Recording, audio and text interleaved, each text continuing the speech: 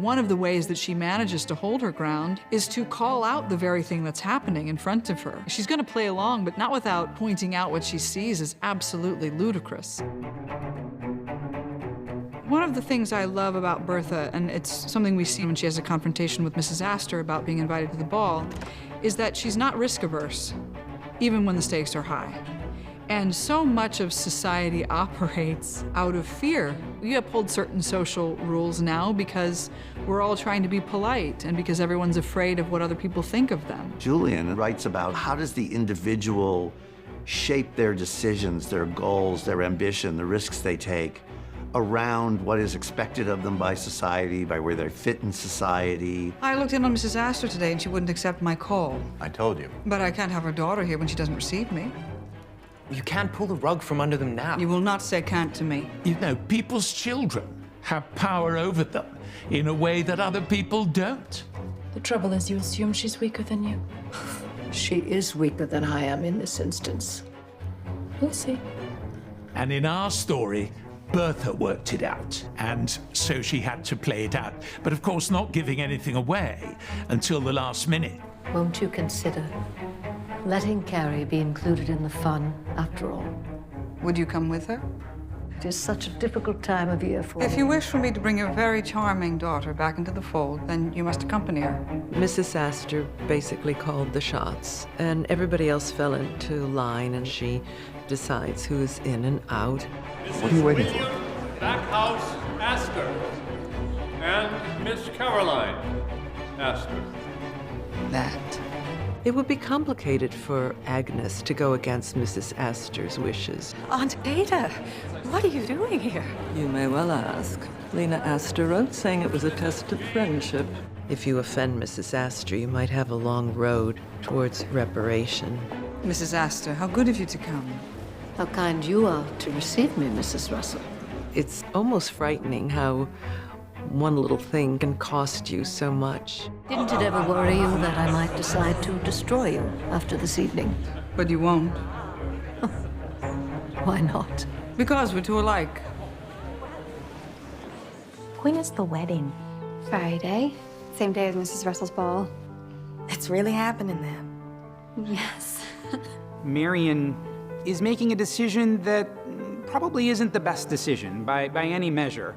Ada takes a really measured, sort of motherly approach to that. Well, something is on your mind. I hope it has nothing to do with Mr. Riggs. Ada is quite wise, as Marion points out a few times, and world-wise. If you want to marry this man, then come out with it. Sit through the argument. Hold to your faith. And if he's right for you eventually, it will come to pass. If she could wave a magic wand and make it not happen, she probably would. But she also knows that she's powerless to stop Marion. Oh, my darling girl. Goodbye. Some could corner Mr. Rakes as being a guy who's only interested in climbing this ladder and proving himself to the world. But he cares about Marion and wants to come to New York to support her and protect her at first, and as the season progresses, then falls in love with her. And I don't think that ever faltered. I love you, Marion. In fact, I don't think I've ever loved you more than I do at this moment. Marion's not this angel who doesn't care at all about money. You know, I think there's a little bit of her that is interested in this kind of lifestyle. When he says he loves her and when he wants to marry her, it is because he loves her and he wants to marry her. It doesn't stop him from still being enthralled and taken by the wealth and the world that is so intoxicating. I don't think it's because he necessarily falls for anyone else. And that's what makes it extremely heartbreaking when he just royally messes up. I meant it when I said I love you. I believe you. But love is not always enough.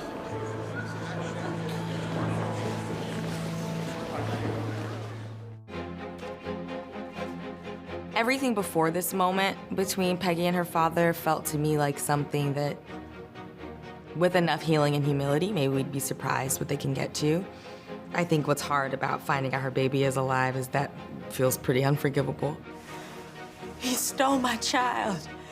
And all the time he was working and sitting down to dinner with us and living a lie. It is an incredible betrayal, and I think that's the secret that Arthur has been keeping inside that has been hurting him, because his intention wasn't to bring this kind of pain to the family. This is my house, and somebody had better answer me. I come back and We know, Father. Know what? During this time period in the Gilded Age, women took the back seat. So it really took a lot for Dorothy to finally really take her daughter's side. We have proof the boy didn't die. We believe he was adopted, and you knew. You've no proof. You don't know what we have.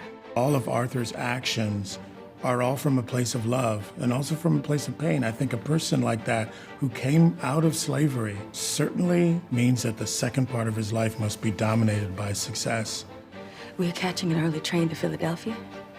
We intend to find my son, and we'd like your assistance. You won't get it, and you won't find him. That's where we get to see Dorothy stand up. As a Black mother, that's not something she's gonna allow. Our babies were ripped from us for generations. I think it's exciting to see Dorothy's spine increase in that moment, that's also her breaking point, to say, no, we're taking control of this narrative now. You should be ashamed of yourself. Why? Because I freed our daughter and our grandson from a life of shame? Everything I done was done for Peggy and the boy. I don't want to be free of my own child. It's an awful thing that he did, and the worst choice he could ever make. And there are going to be ramifications from it.